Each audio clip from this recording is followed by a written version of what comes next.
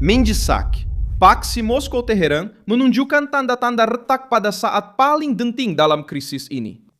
Pada 20 April 2026 ini, ketika Iran cuba bertindak balas terhadap tekanan ketenteraan dan ekonomi dari Amerika Syarikat di Selat Hormuz, tindakan paling konkret yang diambil oleh Rusia bukanlah untuk melindungi sekutunya, tetapi untuk mengeluarkan kaki tangan dari sebuah kemudahan nuklir strategik. Dan pada masa yang sama, memperluaskan naratif bahawa mereka boleh mengisi ruang dalam pasaran tenaga yang ditinggalkan oleh Tehran. Maksudnya, pada saat paling buruk untuk Iran, Putin meninggalkan Iran dan cuba menjaga kepentingannya sendiri. Apa yang berlaku?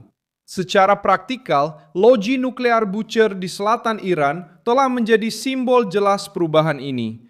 Rosatom, syarikat nuklear milik kerajaan Rusia, sudah mula menarik balik kaki tangannya sejak awal perang dan pada 20 April memaklumkan bahawa mereka akan meminta Amerika Syarikat dan Israel supaya menghormati jeda untuk menyelesaikan pemindahan lebih ramai pakar. 2 hari kemudian, Reuters melaporkan pemindahan keluar 198 lagi kaki tangan. Maksudnya, apabila keadaan menjadi lebih berbahaya, tindakan yang jelas oleh Rusia adalah menyediakan laluan keluar yang selamat untuk rakyatnya, bukannya mengumumkan tindak balas tegas untuk mempertahankan Teheran.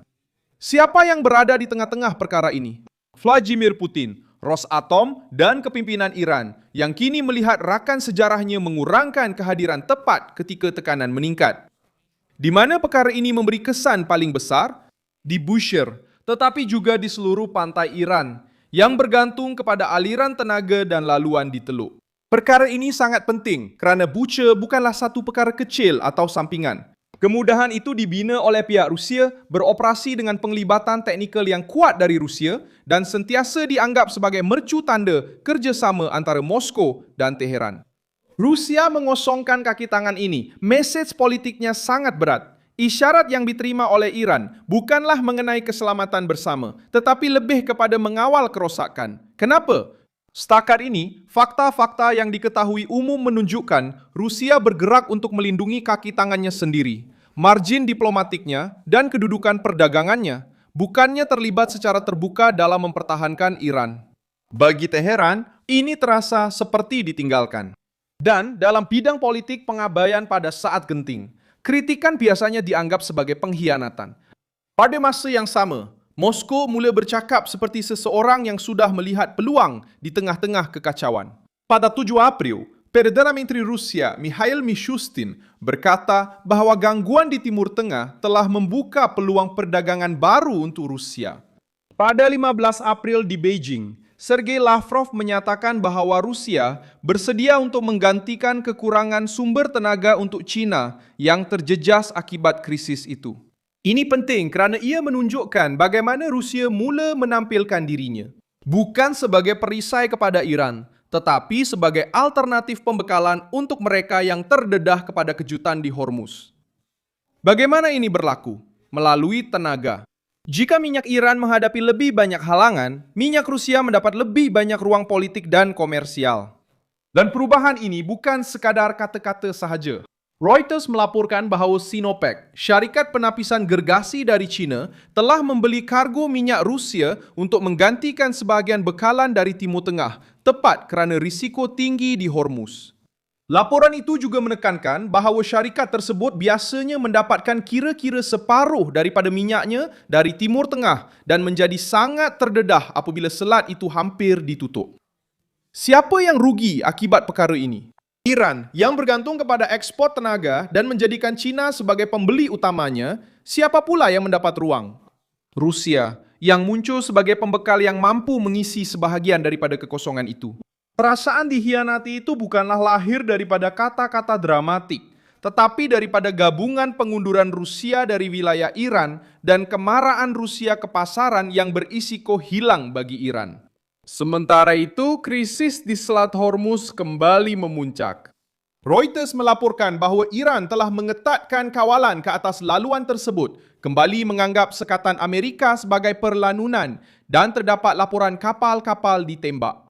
India, menurut liputan yang sama, telah memanggil duta Iran kerana kapal-kapal India yang terkena serangan. Pada 20 April, keadaan menjadi semakin buruk. Amerika Syarikat telah merampas sebuah kapal kargo Iran yang menurut Washington cuba memecahkan sekatan dan Tehran membalas dengan berjanji akan melakukan tindakan balas.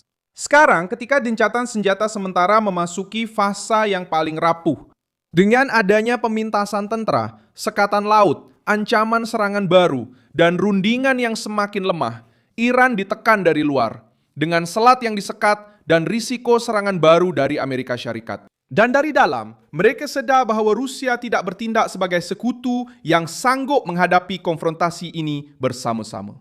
Sebaliknya, Kremlin terus menggunakan retorik diplomatik, tetapi apa yang berlaku sebenarnya menunjukkan perkara lain. Penarikan keluar kaki tangan, tawaran tenaga kepada China, dan melihat krisis ini dari sudut komersial. Dalam bahasa mudah, Teheran sedang menderita manakala Moskow mencari kedudukan terbaik di meja rundingan. Ini bukan satu perkara yang abstrak.